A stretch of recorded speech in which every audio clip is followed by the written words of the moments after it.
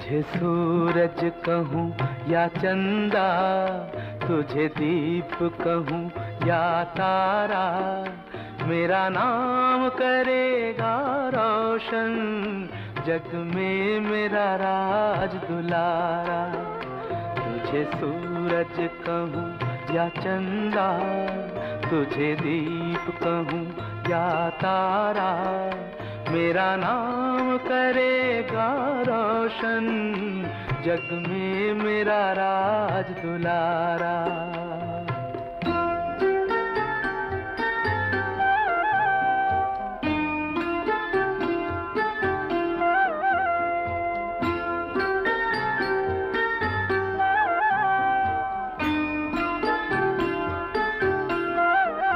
मैं कब से तरस रहा था, मेरे आंगन में कोई खेले, नन्ही सी हंसी के बदले मेरी सारी दुनिया ले ले।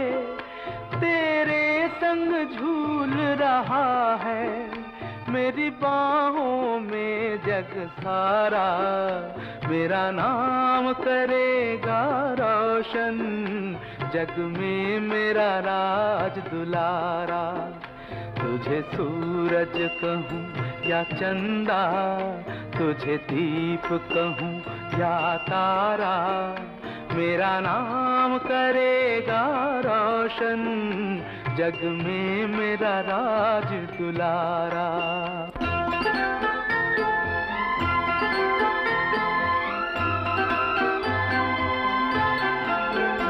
आज उंगली थाम के तेरी, तुझे मैं चलना सिखलाऊं, कल हाथ पकड़ना मेरा, जब मैं बूढ़ा हो जाऊं।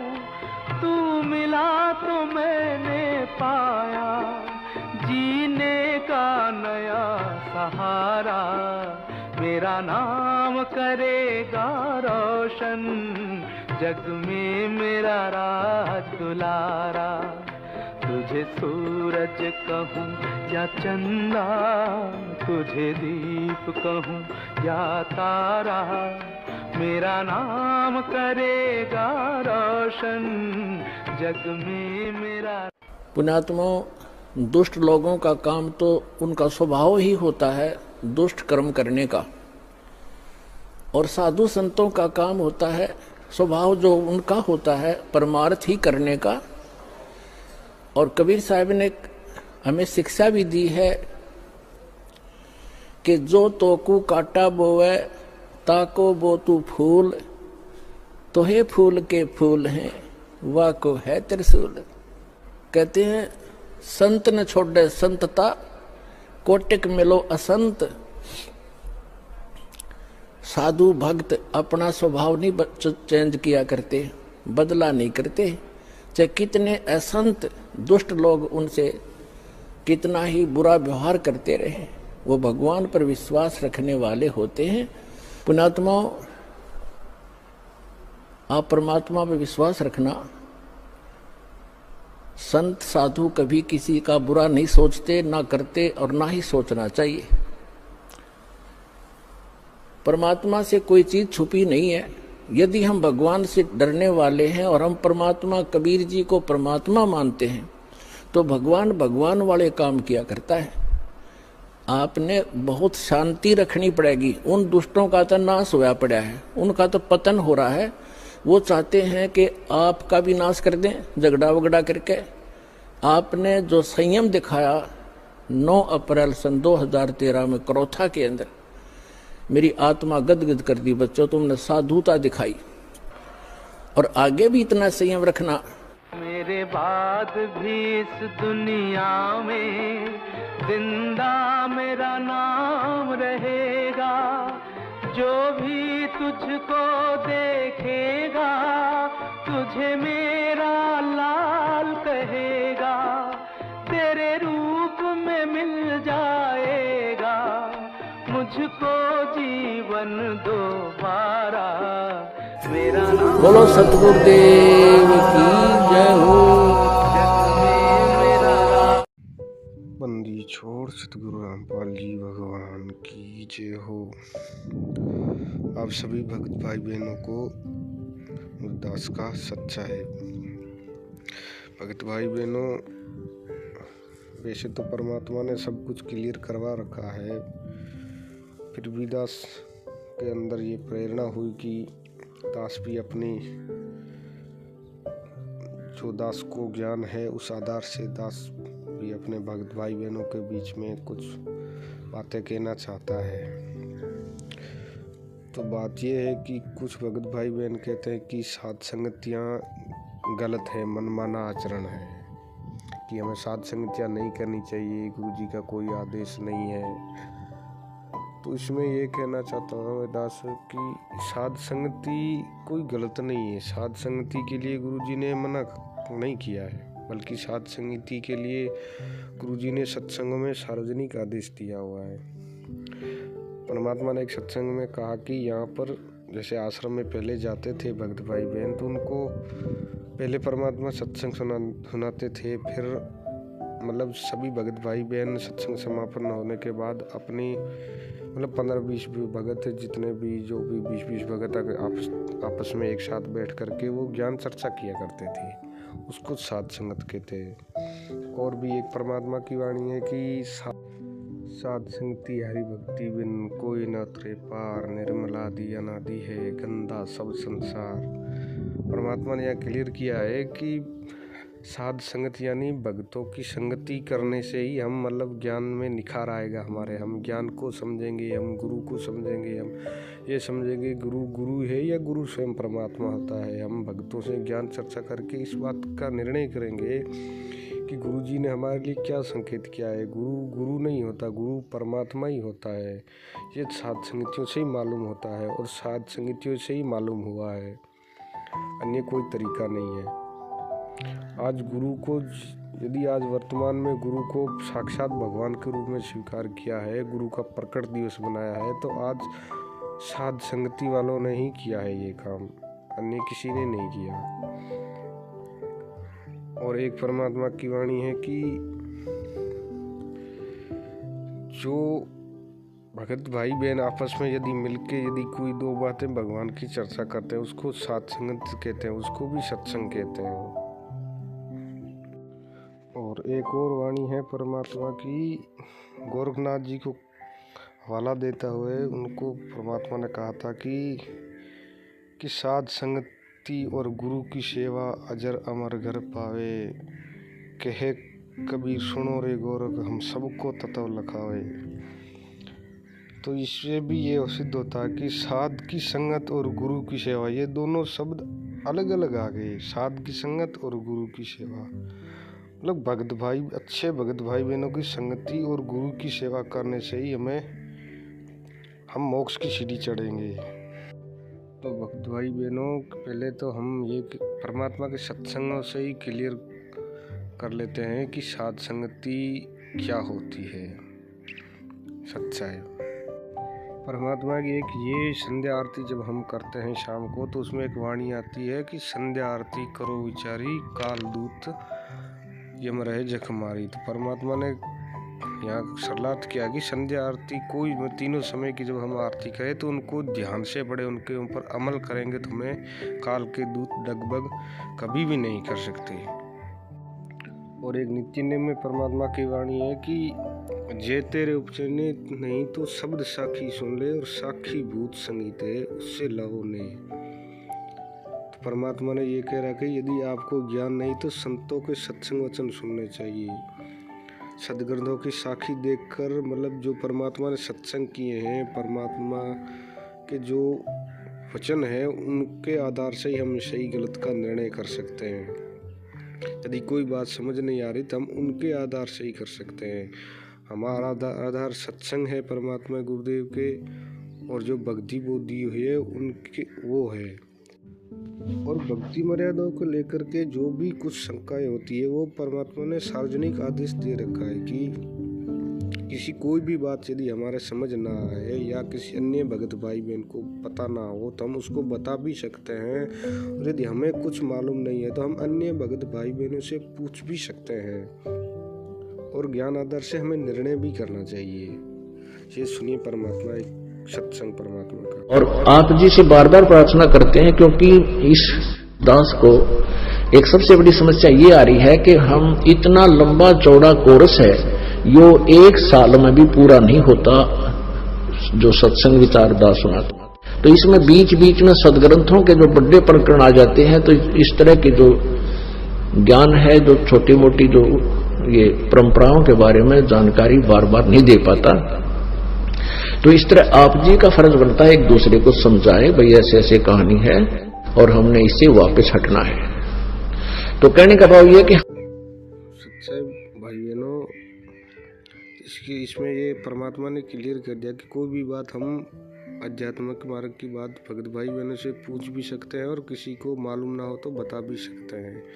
तो अब कुछ 4-5 सत्संग परमात्मा के दास आपको सुनाएगा कि परमात्मा ने साध संगति का आदेश सार्वजनिक दिया हुआ है।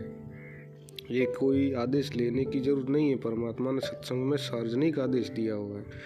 ये सुनिए। साधु, ये साधु माने संत भक्त, साधना करने वाले योगी सब साधु होते हैं। साधक है जिन्हें बुराई छोड़ दी, सीधा सीधा सीधा चालो सो साध कहावे, सब बुराई त्याग के भक्ति मार्ग में बिल्कुल सीधा होकर चले सो साधु है, योगी है, भक्त है। तो कहते सत्संग में अच्छे अच्छे भक्त होते हैं, एक से एक अच्छी आत्मा मिलेगी। लेकिन नए भक्त के लिए संकेत है कि उनके पास बैठना, उनसे चर्चा करना प्रभु की, उनसे क्योंकि यहाँ आपको इसलिए बुलाया जाता है कि दास तो 2 घंटे सत्संग करके फिर संगत से मिलने में लग जाता है, और बाकी भक्त जो मिल लिए बाद में बैठ जाते मंडली बना के, चर्चा चलती है। गुरुदेव ने आज ये बताया, इसका नए भक्त पूछते हैं इसका क्या अर्थ बनता है, तो पुराने भक्त उनको बताते हैं। तो उसके लिए बताते हैं कि उन नए भक्तों को कहते हैं कि उनकी संग में बैठ, जिनकी झुकी तले न डाली, यानी जैसे पौधे पेड़ होते हैं और जिनके फल लदपद लगे हों, आम के या अंगूर के गुच्छे लगे हों, तो वो नीचे को झुक जाती है टहनियां, तो वो फलदार वृक्ष होते हैं। अर्थात जो विनम्र आत्माएं हो चुकी हैं, जो कितनी बार आप प्रसन्न करते हो, प्यार से उत्तर दे रहे हैं, समझो वो भक्ति से परिपूर्ण है, तो उनसे ही ज्ञान समझे, इसका ये तात्पर्य है। अब जो दास सत्य कह रहा है, इसके लिए संघर्ष चल रहा है और चलेगा, और सब फिटे मुंह होंगे, क्योंकि ये परमेश्वर का चलाया हुआ मार्ग है, ये हमारा चलाया हुआ नहीं है। परमेश्वर ने पहले से ही ये निर्धारित समय किया हुआ था। अब ना तो मेरे पिताजी ने कदे यू काम देखा ना करया जो दास के ड्यूटी लाई, ना दादाजी ने, ना परदादा, 7 पीढ़ी तक तो हमें ज्ञान ठिकाना नहीं रहता। साध मिले साड़ी साधी होंदी, साध यानी साधु संत, ये भक्त आप साध हो, साधु माने जो साधना कर रहा है, और साधु सोए जो सीधा चाल है, यानी जो और लोग दिखावा बकवाद नहीं करता, शराब मांस तंबाकू नहीं पीता, और मेकअप वगैरह शरीर के वापस जरूरत नहीं। कहते पति भरता भावानी चोम चटक श्रृंगार, जो पति भरता यानी जिसने केवल अपने पति से ही लगा हुआ है, फिर उसने बकवाद करने की क्या आवश्यकता है। तो कहने का भाव यह है कि हम सच्चे ढंग से जब लगेंगे, फिर हमने अब पे इच्छा ना हो किसी वस्तु की। ऐसे करोड़ों चींटियों की हत्या देखकर, हिंसा देखकर धर्मदास कांपने लगे, क्योंकि साधु आत्मा ही प्रभु पाने का प्रयत्न किया करती हैं, उनको साध संगत कहते हैं। तो वो साध आत्मा थी। परमात्मा ऐसे, परमात्मा ने यह क्लियर कर दिया है कि जो भक्ति करते हैं उनको साधु आत्मा कहते हैं, उनको साध संगति कहते हैं। कुछ भाई बहन कहते हैं कि परमात्मा ही, साधु शब्द परमात्मा के लिए होता है, गुरु के लिए होता है। तो यह परमात्मा ने ये बात भी क्लियर कर दी कि भक्ति करने वालों को साधु कहा जाता है, साध संगति कहते हैं। और कुछ फर्क नहीं पड़ता, 2-4 रोटियां में कुछ नहीं फर्क पड़ा करता। आए भगत ने रोटी देवे घर में, कोई साधु आ जाए उसने जरूर जमावे, साल भर में एक सत्संग समागम जरूर करवावा, चाहे कभी भूखा मरता हो, वो भी तो करवाना पड़ जाए। बालक बीमार हो जाए, 4000 रुपये लग जाए, टप दे ही दे जा। और जहां धर्म का काम आवे नो काम, तब देखना ब्योत को ना, और जब ब्योत हो जा पट देसी, लड़ाई हो जा, मुकदमा हो जा, जब वकील ने भी दिया 2000 रुपये और फिर घी बंदी रवा जा रही चौकर। गुरु की सेवा साध की संगत बड़ भागी चतलाता, हरि को गुरु बिहीन नहीं बाता रे, हरि को बाता, हरि को गुरु बिहीन नहीं बाता। परमात्मा ने इस सत्संग में भी क्लियर कर दिया कि साध की संगत और गुरु की सेवा बड़ भागी चितलाता। अर्थात साध संगत ही तो कोई विरले ही मतलब भगत भाई बहन करते हैं, और उनमें से भी वही एक आध आत्मा होती है, मतलब बहुत कम भगत होते हैं जो साध संगत से निष्कर्ष निकाल करके गुरु जी के सत्संगों को समझते हैं। तो वैसे तो दास को ज़्यादा कहने की ज़रूरत नहीं है, वैसे आप भी बहुत समझदार हैं भक्त भाई बहन, आप भी अपना आकलन कर सकते ज्ञान आधार। एक एक पॉइंट पर बहुत गहराई सोच रहा है। अब कोई भक्त ज्ञान सुना रहा है, बहुत अच्छी बात है, उसके द्वारा सुने ज्ञान पर अमल करे और उससे कहे भाई मुझे भी गुरुदेव के पास ले चलो, मेरा कल्याण करा दो। और आपने नाम ले रखा है और फिर कोई चर्चा चलती है, ऐसी कोई बात नहीं, फिर भी सुनो। और कोई पुराना भक्त है वो अच्छी अच्छी बातें बताएगा तो बहुत अच्छी बात है, गदगद हो जाओ कि मेरे गुरुजी ने कितना अच्छा ज्ञान दिया हुआ इस बच्चे को, भाई को, बहन को। और सच्चाई भगत भाई बहनों, साध संगति का तो क्लियर होगा कि परमात्मा ने साध संगति के लिए सार्वजनिक आदेश दे रखा है, तो हम साध संगतियाँ करें, इसमें कोई दिक्कत नहीं है। गुरु जी की तरफ से सार्वजनिक आदेश है, साध संगतियाँ करनी चाहिए, धर्म भंडारे भी करने चाहिए, जो शास्त्र अनुसार हो धर्म भंडारे करने चाहिए। वहाँ जहाँ गुरु को भगवान को भोग लगाकर फिर वो प्रसाद रूप में सभी भगत भाई बहनों को बांटा जाता है, वो सत्संग होता है। गुरु जी के सत्संगों को ज्ञान आधार से निष्कर्ष निकाला जाता है कि यहाँ पर गुरु जी ने क्या संकेत किया है। और अब हम क्लियर करते हैं जो भोग लगाते हैं परमात्मा को, उसके बारे में। तो कुछ भगत भाई बहनों का कहना है कि 42 मिनट की आरती के साथ भोग आरती नहीं कर सकते हम केवल अन्नदेव की आरती करके ही भोग लगाएं। अन्नदेव की आरती करके ही भोग लगाएं, और 42 मिनट की जो भी आरती है वो हम ना करें, वो पाठ प्रकाश की आरती आती है। वो आरती 42 मिनट वाली उनका मानना है 42 मिनट की आरती पाठ प्रकाश में आती है। तो दास ये कहना चाहता है कि वैसे तो सभी वाणियाँ पाठ प्रकाश की हैं, जैसे नित्य नेम, असम कंदन, रमणी, संध्या, आरती, जितनी भी वाणियाँ हैं जो परमात्मा शब्द गाते हैं सत्संगों में, वो भी गरीबदास जी की ग्रंथ साहिब से ली हुई वाणियाँ। सभी ये जो नित्य नेम का गुटका हमें दिया हुआ है परमात्मा ने, भक्ति बोध, ये पूरा का पूरी ही वाणियाँ गरीबदास जी की ग्रंथ साहिब से ही निकाली हुई है। ये उनका ही मर्म निकाल के हमें परमात्मा ने दिया है। तो इसका मतलब ये भी हो गया कि ये भी पाठ प्रकाश की वाणियाँ हैं। पाठ प्रकाश का भोग लगाना वो अलग है, लेकिन यहाँ सिर्फ भोग लगाना वो अलग है। और परमात्मा ने कहा भी है कि जो ये वाणियाँ है ये गरीबदास जी द्वारा जो गुटका थे ये उसी समय चालू हुआ था जिस समय गरीबदास जी स्वयं थे, उसी समय चालू हो गया था, तब से इनका पाठ हो रहा है। इसका मतलब क्या हुआ, मतलब भोग भी लग रहा है पाठ प्रकाश का भी, और जो हम लगा रहे भोग वो भी। जैसे आप सत्संग सुन सकते हैं, परमात्मा ने क्लियर किया हो कि ये पाठ जो है भक्ति बोध वाला ये उसी समय चालू हो गया था। और परमात्मा ने यहाँ भक्ति बोध के खोलने से पहले ही वहाँ पर पहले पेज पर ही लिख दिया कि नित्य पाठ। यहाँ क्लियर हो गया कि नित्य पाठ का मतलब जो पुस्तक में जो जितनी भी वाणियाँ हैं वो नित्य पाठ के लिए है। हमने ये भक्ति बोध नामक एक पुस्तक बना रखी है, जो सुबह शाम दोपहर की वाणी हम नित्य पाठ करते हैं, जिसमें कबीर जी की अपने मुखारविंद से उच्चारित और अब उनके दास गरीबदास द्वारा दिया हुआ ज्ञान कबीर जी का ही, उनकी वाणी का मिलकर आपको पाठ के लिए जाता है। तो ऐसे उस परमेश्वर सच्चाई भगत भाई बहनों, ये एक वाणी है परमात्मा की जो हम शाम को संध्या आरती करते हैं। उसमें एक वाणी है कि तेज की आरती तेज के आगे, तेज का भोग तेज को लागे। ये रही वाणी, तेज की आरती तेज के आगे, तेज का भोग तेज को लागे। और परमात्मा ने इस वाणी का सरलार्थ किया है कि तेज का अर्थ है कि जीव परमात्मा की सर्व गतिविधि करता है, शक्ति से ही सभी कुछ करता है। और उसमें परमेश्वर का तेज ऊर्जा शक्ति है। तेज का अर्थ ऊर्जा है। ऊर्जा परमात्मा का ही स्रोत है। परमात्मा आरती परमात्मा के सामने करते हैं,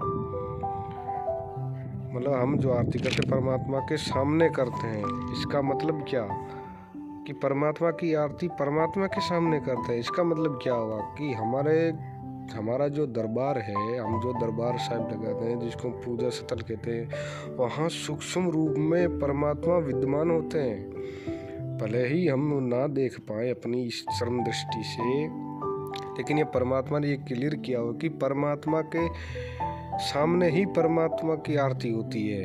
अर्थात हमारा जहाँ पूजा स्थल है वहाँ सूक्ष्म रूप में परमात्मा विद्यमान रहते हैं। विश्वास होना चाहिए।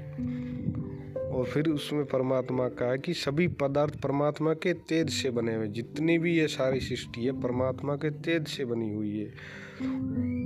उसमें उन सभी में परमात्मा के तेज का अंश है। परमात्मा को भोग खाद्य पदार्थ, जो खाद्य पदार्थ होते हैं उनका परमात्मा को भोग लगता है। ये पुण्यात्माओं ये देख सकते हो, परमात्मा ने स्वयं सरलार्थ किया हुआ है कि खाद्य पदार्थों का भोग परमात्मा को लगता है। यहाँ ये गुरुजी ये भी लिख सकते थे कि पाठ प्रकाश के समय जो भोग लगता है वो भोग होता है। नहीं, यहाँ पाठ प्रकाश का कोई जिक्र नहीं है।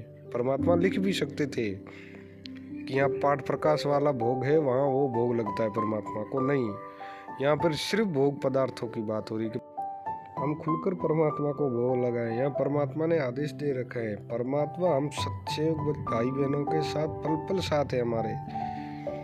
हमें किसी चीज़ की कमी नहीं दी परमात्मा ने। हमसे जो कर्म करवा रहे परमात्मा, जो भी कुछ भक्ति क्रिया करवा रहे हैं परमात्मा ने उसके 10-10 सबूत दे रखे हैं हमें कि कोई भी तुम्हें विचलित नहीं कर सकता, तुम्हें किसी भी तरह का कोई दिक्कत नहीं आएगी।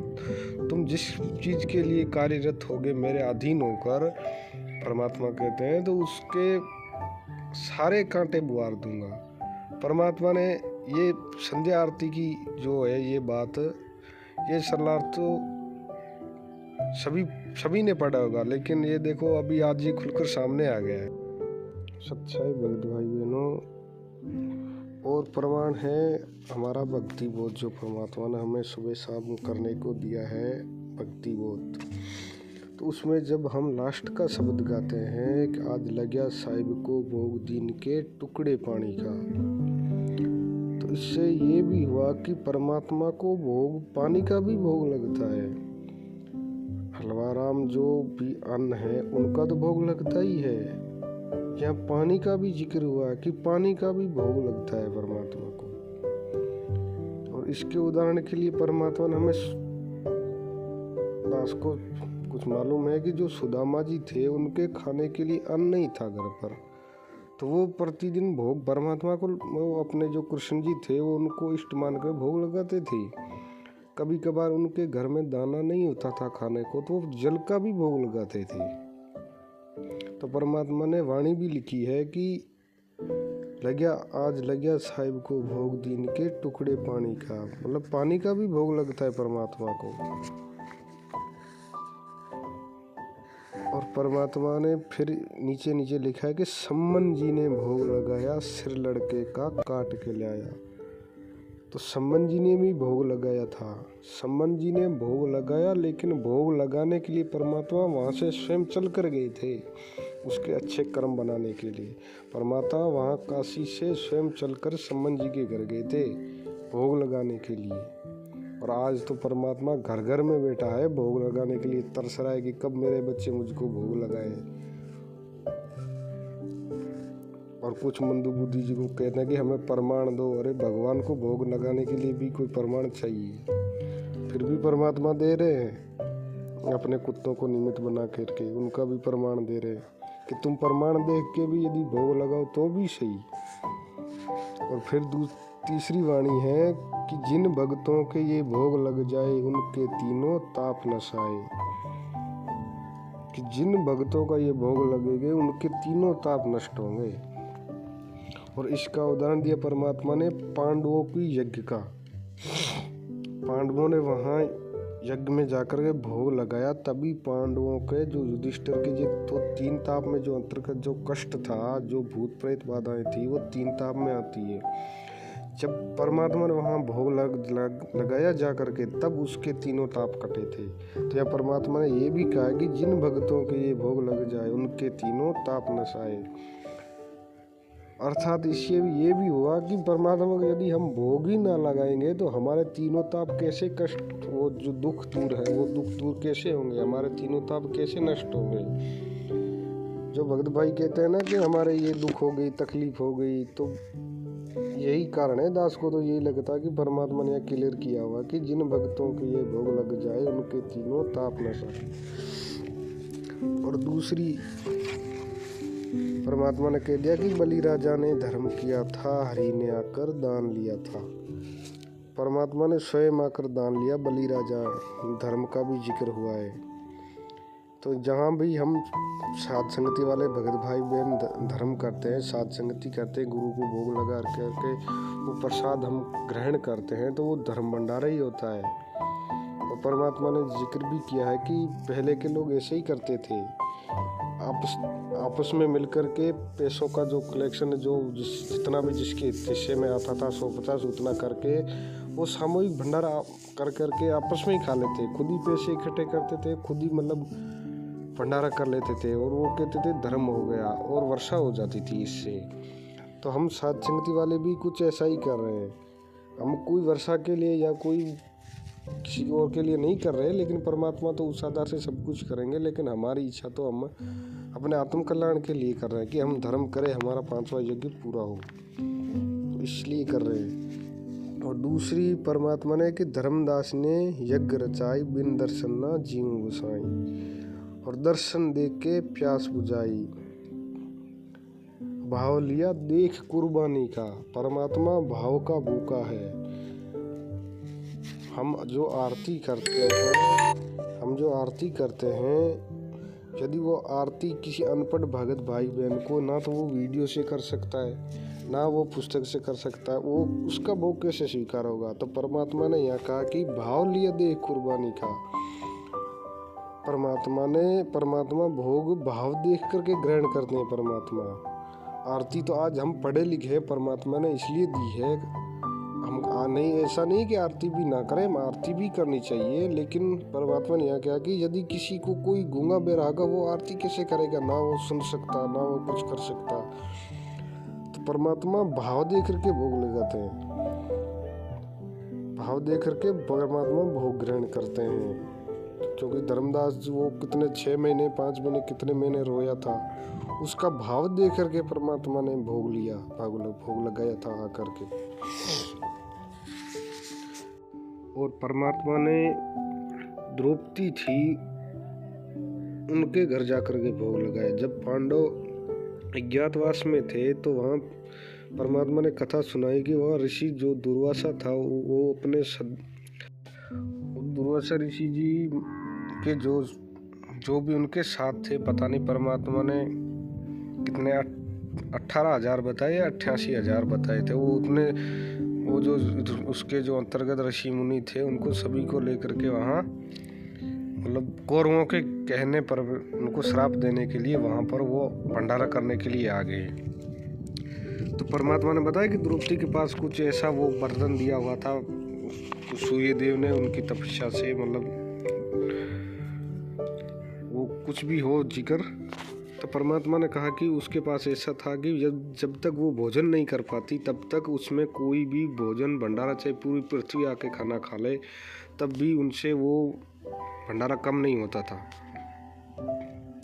तो लेकिन उस दिन द्रौपदी ने भंडारा कर लिया था, सब पांडवों को भंडारा करा के भंडारा कर लिया। वो आए रात को, क्योंकि सब सोची सादी चाल थी। फिर परमात्मा ने कहा कि द्रौपदी के पास स्वयं परमात्मा चल कर गए। स्वयं बंदी छोड़ सतगुरु रामपाल जी भगवान स्वयं ही चल कर गए वहाँ पर कृष्ण जी का रूप धारण करके, क्योंकि कृष्ण जी उनके गुरु थे, पांडु द्रौपदी के कृष्ण जी गुरु थे। तो वहाँ जाकर के उस द्रौपदी ने गुरु जी को मतलब कृष्ण जी को याद किया, तो परमात्मा वहाँ कृष्ण जी रूप में प्रकट हो गए। तो परमात्मा ने कहा कि द्रौपदी को कहा कि बेटा कुछ भी ले आओ, पहले मुझे खिलाओ फिर मैं तुम्हें दूंगा।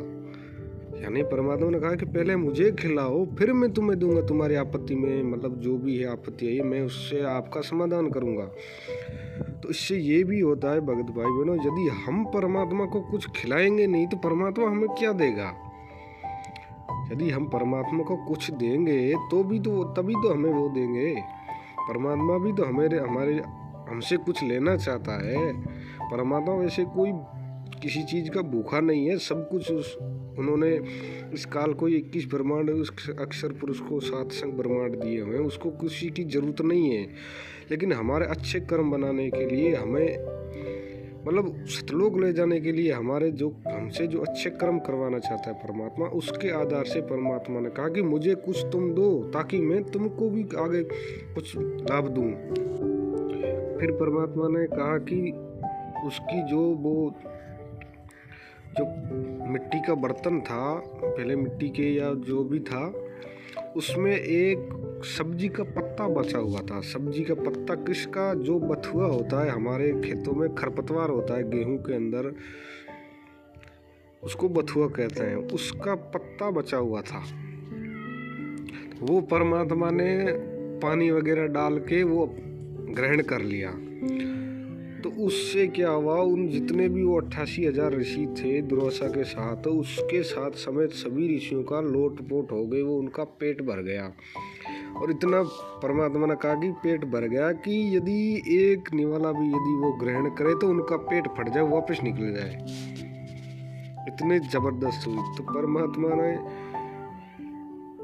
परमात्मा इस बात का संकेत करते हैं कि मैं भोग लगाने के लिए, अच्छे कर्म बनाने के लिए पांडवों के वहाँ मैं खुद स्वयं चल कर गया।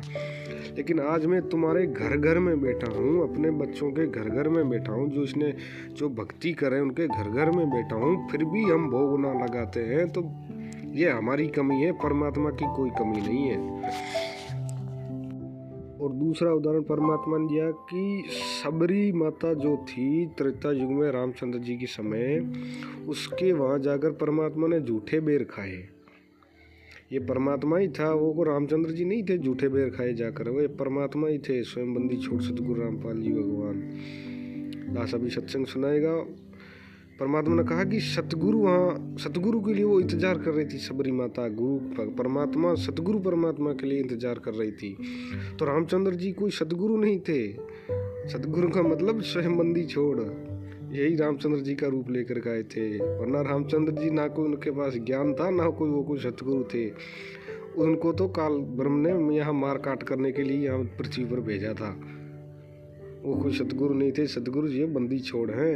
देखो सुनो सत्संग की हुई गुरु की पद्धति को जो गुरु बता उस प्रकार कोई बिरला ही चल पाएगा, जिसके ऊपर ईश्वरीय कृपा हो। ईश्वर की कृपा किस पर होगी? जिसके हृदय में कपट नहीं होगा। कहते हैं कि परमात्मा ने प्रेम ज्यादा प्रिय होता है। सच्चे मन के मीता हर तो सच्चे मन के मीता, कद बिलनी काशी पढ़ आई कद पढ़ आई गीता। और भाई झूठे वीर राम ने खा लिए, इसने एक शर्म नहीं कीता। क्यों खा लिए? कि वह 1000 वर्षों से सतगुरु के परमात्मा के आने की इंतजार कर रही थी, और उस मार्ग पर रोज छिड़का किया करती थी पानी से, रोज बुहारा करती थी, और जो बैठ जाया करती थी आंख फाड़ के। चाहे कोई मृग भी आंधा दिख जाता भाग लेती थी कि मेरे महाराज आगे, गुरु जी उस महाराज आगे, राम आगे। 1000 बार इतनी तपस्या करके फिर जब रामचंद्र जी आते हैं और उसकी आंखों से पानी नहीं रुक रहा से, और भूडा विकराल शरीर से, छोटे छोटे बड़े बड़े दांत से, काला कलोटा शरीर से, और उस मुंह से जो कि वो भी उसके हाथ की रोटी नहीं खा सकता इंसान, उससे बेर तोड़ कर चाक के, और वो भगवान ताई देव से रामचंद्र जी आते 3 लोक के मालिक को। और वो खुश होकर उस झूठे बेर को खाता है। क्यों खाया? क्योंकि उसे देख रहा था कि इसमें अटूट प्रेम है।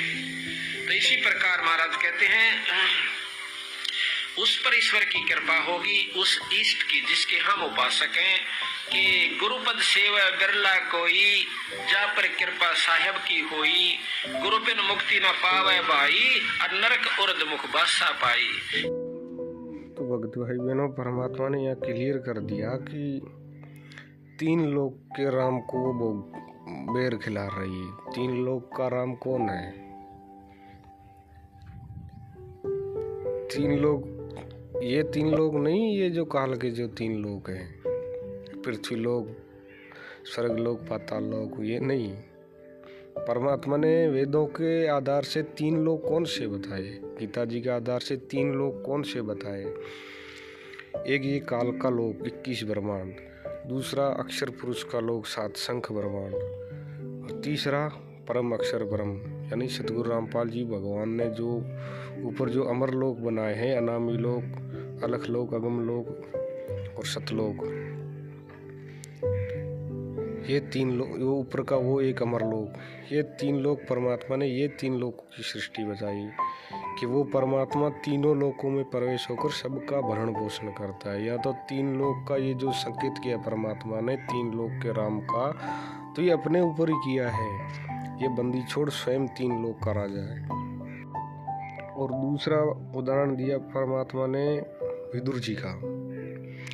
परमात्मा ने कहा कि दुर्योधन जब कृष्ण जी को भोजन के लिए, वैसे तो वो स्वयं परमात्मा कृष्ण जी रूप में वहाँ पर उनका विदुर जी के घर भोग लगाने गए थे, वो भंडारा करने के लिए गए थे। दुर्योधन ने उनको मेवा मिश्री के लिए, मतलब जो भी राजभोज होता है उनके लिए, उनको ललचाने के लिए उनको आमंत्रित किया,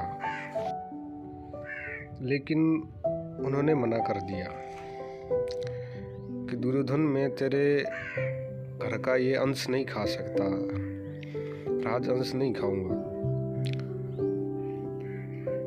लेकिन विदुर जी ने आग्रह किया कि प्रभु आप मेरे घर चलो, आप हाँ मेरे, मतलब उसके अंदर आधीन ही थी। परमात्मा ने कहा कि आधीन उदर के भोजन पाई, केरो मूड़े मान बढ़ाई, और मान बढ़ाई से है दूर, आजीज के हैं सदा हुजूर। तो परमात्मा ने विदुर जी के घर भोजन किया, वो भी सरसों के साग का, रोटी भी नहीं, केवल सब्जी का भोग लगाया परमात्मा ने। यह कबीर सागर की फोटोकॉपी है। परमात्मा का सरलार्थ किया हुआ है। इसमें लिखा है कि जैसे कथा सुनते हैं, श्री कृष्ण ने दुर्योधन का शाही भोजन जिसमें 18 व्यंजन थे छोड़कर निर्धन तथा जो अधीन थे, वो निर्धन थे, विदुर जी के घर सरसों का साग खाया था। और कबीर जी कहते हैं कि हमें इसी प्रकार अभिमानी के साथ नहीं रहते।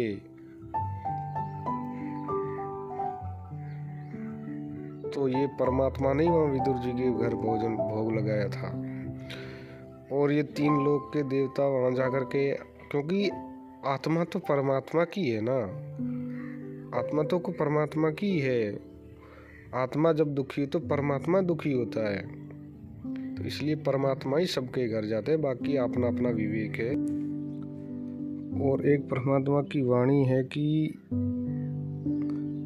जब एक वाणी है कि जे बोलो बंदी छोड़ की, तुम मिलके संगत सारी, जे बोलो बंदी छोड़ की। उसमें एक शब्द आता है कि द्रोप सुता के चीर बढ़ाए, नरसी के भरिया भाती, और दुर्योधन की मेवा त्यागी, साग विदुर घर खात जी, बनाए कृष्ण मुरारी, जे बोलो बंदी छोड़ की। अर्थात कृष्ण जी का रूप लेकर विदुर जी के घर ये परमात्मा ही गए थे, बंदी छोड़ सतगुरु रामपाल जी भगवान ही गए थे। और यहाँ तक प्रमाण है, जो पुराणों में है वहाँ तक प्रमाण है कि वहाँ पर जो विदुरानी थी, जो विदुर जी की धर्मपत्नी थी, उसने परमात्मा को केले के छिलके खिलाए। परमात्मा ने उस केले के जो छिलके थे उनका भी प्रेम से भोग लगाया। परमात्मा ने उसके केले के छिलके थे, आज हम भी नहीं खा सकते, उस बंदी छोड़ ने उन केलों का भोग लगाया।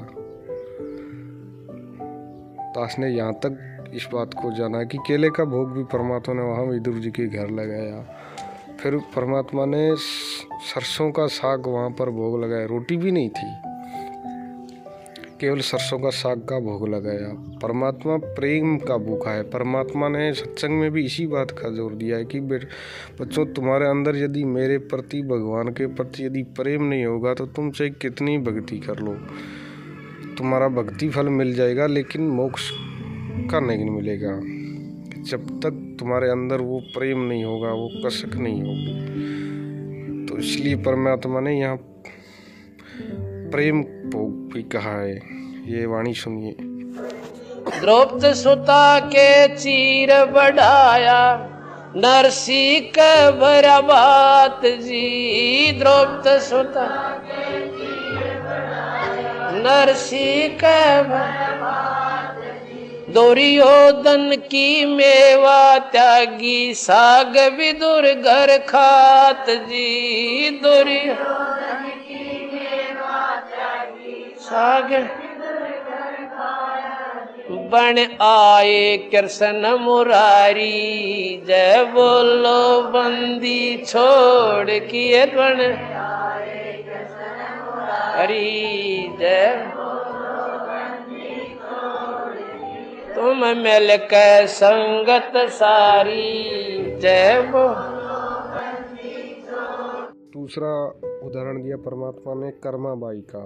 जो कर्माबाई नाम से एक बहन हुई है पहले के इतिहास में, तो उसका खींचड़े का भोग लगाया था परमात्मा ने। खींचड़ा भी इतने दिनों का नहीं, काफ़ी दिनों का, लगभग 4-5 दिनों का खींचड़ा था, उसका आकर के परमात्मा ने भोग लगाया।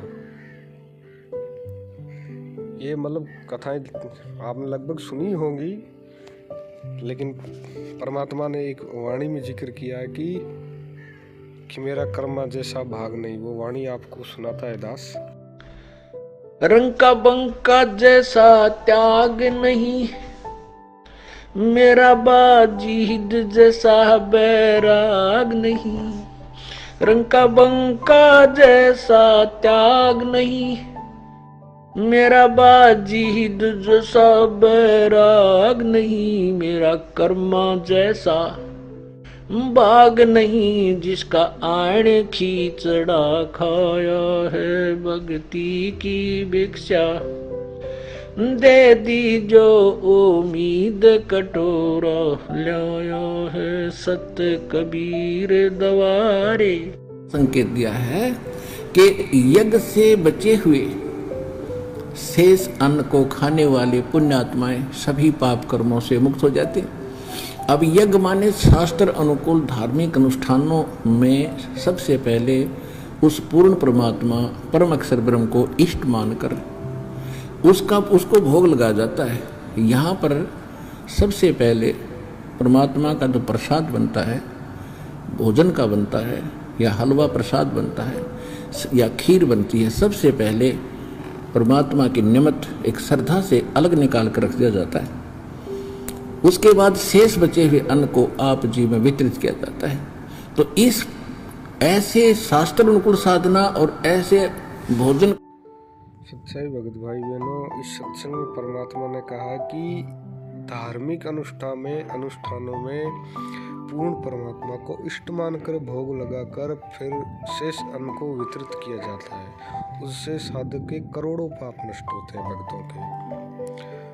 तो भगत भाई बहनों, हम यह विचार जरूर करें कि पूर्ण परमात्मा कौन है। सतगुरु रामपाल जी भगवान, और सतगुरु रामपाल जी भगवान को इष्ट मान करके भोग कौन लगा रहा है।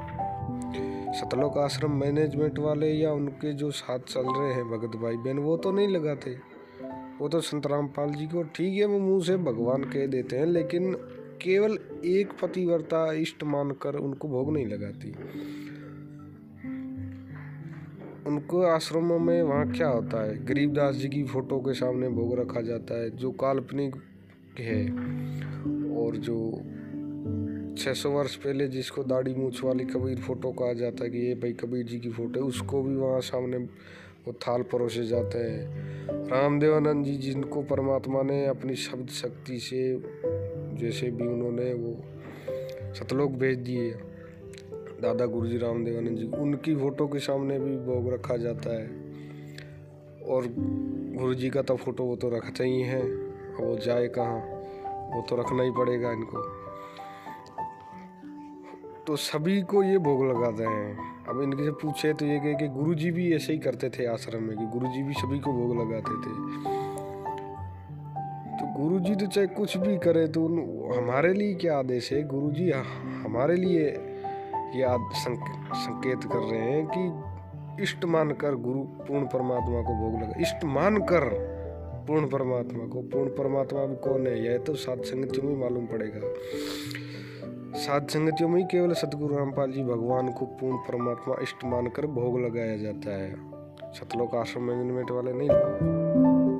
ऐसा हंस, ऐसा भक्त जब अपने एक इष्ट पूर्ण परमात्मा पर अपने ही गुरु को इष्ट रूप में मानकर जब अपने जीवन रूपी सफर में प्रस्थान करता है रास्ते पर, तो परमात्मा उस जीवन रूपी सफर के पाप कर्म रूपी कांटों को बुहारना शुरू कर देता, उसके दुखों को खत्म करना शुरू कर देता है, झाड़ू देता चलता है कि मेरी प्यारी आत्मा के कांटा ना लग जाए। परमात्मा वर्तमान में इस दास के रूप में विराजमान है।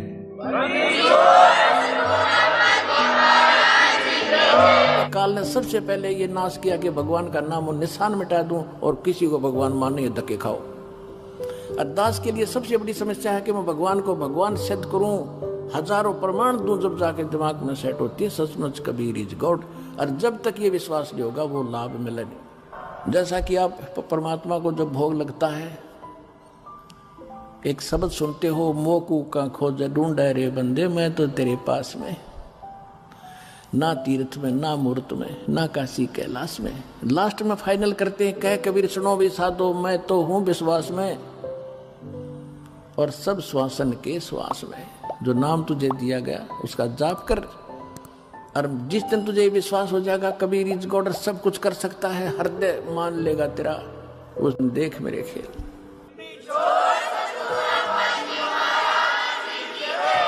अब परमात्मा ने यहाँ कह दिया कि यदि विश्वास है तो परमात्मा है, यदि विश्वास ही नहीं तो परमात्मा नहीं है। तो हमें यदि विश्वास है तो परमात्मा हमारे घर जरूर भोग लगाता है। यदि हमें विश्वास ही नहीं होगा तो विश्वास बना तो कोई कुछ बनेगा ही नहीं। और परमात्मा ने दूसरा उदाहरण दिया धन्ना भगत जी का, कि धन्ना भगत जी थे वो जाट जाति से थे, वो धर्म में बहुत आस्था रखते थे, भक्ति भाव में, और उनकी जो ज्वार थी वो परमात्मा ने स्वयं साधुओं का रूप बना करके उनसे ज्वार खाई। मतलब वहाँ स्वयं परमात्मा वहाँ साधुओं का 2-3 साधुओं का रूप बना करके गए, उन्होंने ज्वार का भोग लगाया, और उस भोग के बदले परमात्मा ने पूरे गांव को अकाल पड़ने पर वो ज्वार उस खेत में तुम्बों से पैदा की। ये सुनिए सत्संग। महाराज कहते हैं, फिर कहें कि रविदास जी ने कद भाई मौन रहे और धन्ना जी कद 5 धूणे लाकर बैठे थे, अपने सच्चे नाम का जाप किया और आज प्रमाणित संत हुए। धन्ना जी ने बीज भी बांट दिया था। एक समय की बात है कि बहुत मुश्किल से बारिश हुई, ज्वार बाजरे बोने का समय था। धन्ना की पत्नी ने बोली कि जी मुश्किल से बारिश हुई से और कई साल में ले ज्वार से दड़िए किसने बोया कि बड़का काम चल जाएगा। अच्छा जी सुबह उठते जाऊंगा। धन्ना जी इतने आसक्त थे अपने दान पर और धर्म पर कि जो हाथ में आ गया भक्तों को खवा बांट दिया करते थे। ने बोला कल सवेरे जाऊंगा। रास्ते में 2-3 साधु मिल गए, भगत मिल गए। धन्ना जी उन्हें देख कर बोला राम राम भाई। राम राम। और उन भक्तों को चलते चलते बहुत भूख लग गई थी। राजस्थान में रोटियां न पानी न बहुत कम टोक्या करते, पहले क्यों सब भूखे मरा करते थे, अकाल पड़ते थे। और उनमें यहां तक लिखा है कि खुद कबीर साहब उन साधुओं का रूप बना के आए थे, 2-3 जने। ने बोले भगत जी कति भूखे मरे हैं और शायद अगले गांव तक पहुंच पावा के नहीं पावा, और कृपा करके मेरा कोई साधन कर दे। उन्हें बोला भाई घरा भी दाना नहीं से और ना गरबारन बढ़न दे, मेरे दो रतियू से जो ज्वार से बीज की या खा लो। न बोला बा भूखे मरा सकती, न बोला रखाओ देखी जाएगी। उनने खा लिया, वो अपने राह बने और वो अपना और आखिर में आशीर्वाद देते नौकरा भगवान तने गणा दे। अब धन्ना नौकर गणा देगा कितने के बौन मत रहे ना। और एक जगह परमात्मा ने एक जिक्र किया कि भैंस का जो सींग होता है उससे परमात्मा प्रकट होकर के एक गवालिया था जो गाय भैंसे चराता था, उसके उस भैंस के सींग से प्रकट होकर के परमात्मा ने उसका भोग ग्रहण किया। 3-4 दिनों का बचा हुआ जो भंडारा था उसका भोग ग्रहण किया परमात्मा ने। वो तो ना तो कोई आरती करना जानता था, ना कुछ और कुछ जानता था, उसने वैसे ही भोग लगाया परमात्मा का। वो ये अपने पिछले जन्म जन्मांतर के कर्मों से ऐसी आस्था दृढ़ता आती है। तो परमात्मा ने कहा कि उसकी आस्था देख करके परमात्मा ने वहाँ प्रकट होकर के भोग लगाया। जो सत्संग भी आपने सुना होगा, थोड़ी बहुत की लिखदास आपको यहाँ सुना देता है। साफ किया और साफ करके लीप लाप के वहां भगवान दर दिया, वो पंडित जी का दिया भैंस का सींग। अब उसको जो आहार मिलता था खाने के लिए उस पाली को, उस आहार को लेकर के उस भैंस के सींग के पास रख लिया और कहने लगा, हे भगवान भोजन खा लो, हे भगवान भोजन पा लो। ये वो भगवान की था तो मूर्ख बना रखा था, उसको नहीं खाया, दूध रोटी नहीं खाई, वो आहार नहीं किया। तो उस बालक ने भी, पाली ने भी नहीं किया। सोचा भाई मेरे से कोई त्रुटि होगी। अगले दिन फिर नहा धोकर नेक्स्ट डे फिर रख दिया। वो उस दिन भी ना खाया, ना सुबह ना शाम। तो उस पाली ने भी नहीं खाया। ऐसे ही चौथे दिन जब पाली कति निढाल हो गया कि आज भगवान आप नहीं खाओगे तो ये दास भी नहीं खाएगा, बेशक मौत हो जा। आप मेरे साथ नहीं होगे तो मेरे को तो सारी उम्र का दुख हो गया। ये भैंसे चरानी, गाय चरानी, ये सूत में आती नहीं मेरा, इससे अच्छे मौत हो जाए वो बढ़िया। अब पूर्ण परमात्मा है हमारे साथी पुण्यात्मा, ये है वो तत्व ज्ञान जो अब आपके हृदय में उतर जाएगा। मैं रोवत हूँ सृष्टि को, ये सृष्टि रोवे मोहे। गरीबदास इस वियोग को समझ न सकता कोई। गीता जी अध्याय नंबर 15 के श्लोक 16 और 17 में स्पष्ट किया है कि इस संसार में 2 भगवान हैं। एक क्षर पुरुष ये ब्रह्म काल, एक अक्षर पुरुष ये परब्रह्म। और इन दोनों के ही लोकों में ये प्राणी सब नाशवान है, ये स्वयं भी नाशवान है, केवल जीवात्मा अमर है। 17वें श्लोक में कहा है कि उत्तम पुरुष है तू अन्य परमात्मा इति उदाहरते। उत्तम पुरुष यानी वास्तव में पुरुषोत्तम कोई उत्तम भगवान तो इन दोनों से भी न्यारा है, जिसको परमात्मा कहा जाता है। और यह लोकत्रयम् अविश्य विभर्ति अव्यय ईश्वर है, जो तीनों लोकों में प्रवेश करके सबका धारण पोषण करता है, सबके किए कर्म का फल भी वही देता है।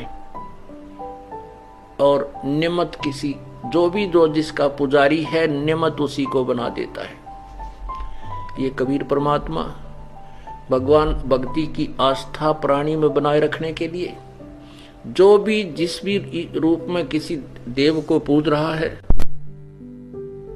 वो वर्तमान की पूजा तो उसकी एक आने की नहीं, एक नए पैसे की नहीं होती, लेकिन उसके पूर्व जन्म के जो पुण्य और भक्ति जो कभी परमात्मा के चरणों में उसने की हुई है, उसी के आधार से वो परमात्मा उस प्यारी आत्मा के प्राणों की रक्षा करने के लिए स्वयं ही कबीर देव प्रकट होते हैं। और वो जिसकी पूजा कर रहा है वो सोचता है कि मेरी मदद आज मेरे इसी भगवान ने की है, लेकिन ऐसा नहीं है। तो ये जो पाली था ये पूर्व जन्म का ग्वाला था, पूर्व जन्म का कोई पुण्यकर्मी प्रभु का, कबीर परमेश्वर का बच्चा था। अब वो शास्त्र विरुद्ध साधना उस अनाड़ी पंडित ने, गुरु ने पकड़ा दी और उस बच्चे की जान जाने को हुई तो परमात्मा स्वयं प्रकट हुए और सामने बैठ कर दूध पी करके अंतर्ध्यान हो गई। खाना खाया, अंतर्ध्यान नहीं हुए, खाना खाया और बोले बच्चा बोल के बात है, मैं बहुत बड़ा हो गया हूं।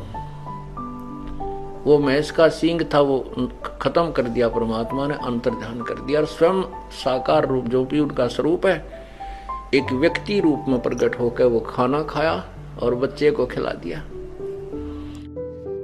ये एक फोटो कॉपी है पुरानी पुस्तकों, नई वाली पुस्तकों में ये होगा या नहीं। जो पुरानी फोटो है, फोटो कॉपी है। इस पुस्तक का नाम है गहरी नज़र गीता में और इसका पेज नंबर है 154।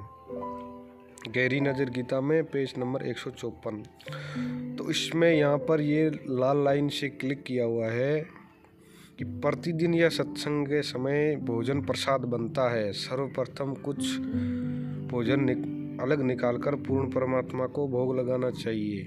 उसके पश्चात शेष भोजन का भंडारा वितरित करना चाहिए। तो कुछ भगत भाई बहन कहते हैं कि अन्नदेव की आरती के साथ भोग लगा के वितरित करना चाहिए। यहाँ भोग जो होता है वो बड़ी आरती के साथ ही होता है।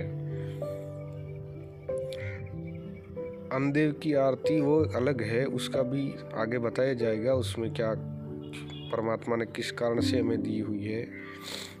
तो यहाँ पर बना हुआ है कि प्रतिदिन या सत्संग के समय, यानी हम प्रतिदिन घर पर भी बनाते हैं या मतलब सत्संग मतलब जो भी हम घर पर या सत्संग रखते हैं, या जैसे एक तरह साध संगति वो भी सत्संग, ये परमात्मा का सत्संग का ही रूप है।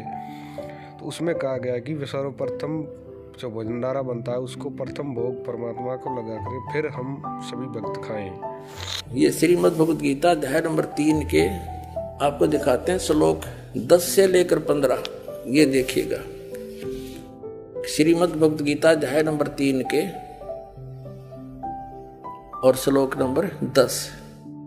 प्रजापति ब्रह्मा ने कल्प के आदि में यज्ञ सहित प्रजाओं को रचकर कहा था, तुम लोग इस यज्ञ के द्वारा, यज्ञ माने धार्मिक अनुष्ठान, शास्त्र अनुकूल वृद्धि को प्राप्त हो। यह यज्ञ तुम लोगों को इच्छित भोग प्रदान करने वाली हो। 11वें में कहा है, यज्ञ के द्वारा देवताओं को उन्नत करो और वो देवता तुम लोगों को उन्नत करें। इस प्रकार निस्वार्थ भाव से एक दूसरे को उन्नत करते हुए तुम लोग कल्याण को प्राप्त हो जाओगे। 12वें में फिर कहा है, यज्ञ के द्वारा बढ़ाए गए देवता, बताओ देवता ने क्या हम पकड़ कर बढ़ावांगे, खींच कर बढ़ावांगे उन्हें। अब ये विधि बता रखी है कि शास्त्र अनुकूल साधना करने से, जड़ की पूजा करने से ये तीनों देवता रूपी शाखा बढ़ जाएंगी, बड़ी हो जाएंगी, फिर ये फल देंगे। देखिए, यज्ञ के द्वारा, शास्त्र अनुकूल साधना के द्वारा बढ़ाए हुए यानी बढ़े हुए देवता, ये तीनों शाखाएं तुम लोगों के बिना मांगे ही इच्छित भोग निश्चय देते रहेंगे। उन देवताओं को दिए हुए भोगों को जो पुरुष उनके बिना दिए स्वयं भोगता है वह चोर है। अब क्या सिद्ध हो गया कि जैसे हम मूल की पूजा करेंगे, मूल की यानी जड़ की पूजा करने से टहनी बड़ी हो जाएंगी, ये देवता बढ़ गए, बड़े होकर ये फलों से लथपथ हो जाएंगी, ये टहनी बिना मांगे देंगे अपने आप, क्योंकि हम मूल की पूजा कर रहे हैं तो अपने आप इनका बस की बात नहीं, देने पड़ेंगे फल हमारे को। आगे देखो, और जो फिर कहते हैं धर्म दान नहीं करते तो वो तो चोर हैं, वो फिर स्वयं भोगता है बिना गुण को दिए यानी बिना कुछ दान किए तो चोर है। 13वें में कहा है, यज्ञ से बचे हुए अन्न को खाने वाले श्रेष्ठ पुरुष सब पापों से मुक्त हो जाते हैं, और जो पापी लोग अपने शरीर पोषण के लिए ये अन्न पकाते हैं वे तो पाप ही खाते हैं। इसका कहने का अर्थ यह है, अपने आत्माओं यहाँ पर सतलोक आश्रम बरवाला जिला हिसार हरियाणा में पूरे विश्व में एक ये स्थान है जहाँ शास्त्र अनुकूल साधना होती है।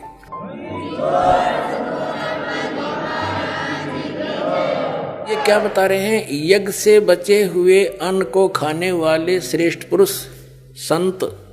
संत यानी अच्छी आत्मा तो सब पापों से मुक्त हो जाते हैं। हम सबसे पहले परमात्मा का भोग निकालते हैं, भोजन का भी, हलवे का प्रसाद बनकर आता वो भी, उसको भगवान के भोग लगाकर फिर शेष अन्न को वितरित किया जाता है। तो ये कहते हैं यज्ञ से बचे हुए अन्न को खाने वाले संत, साधु संत भक्त, यज्ञ से बचे हुए अन्न को खाने वाले संत है, यानी साधु संत भक्त आत्माएं, अच्छी आत्माएं सब पापों से मुक्त हो जाते हैं। अब कहने का भाव ये है कि यहाँ पहले भगवान को भोग लगा के शेष बचे हुए अन्न को उसके बच्चों को वितरित किया जाता है, वो महापाप नाशक बन जाता है।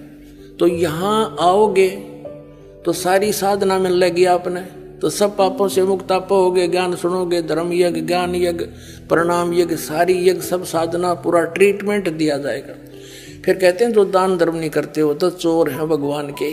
जिन हर की चोरी करी और गए राम गुण भूल, ते बिदना बागुल किए वो फिर झूले उल्टी झूल।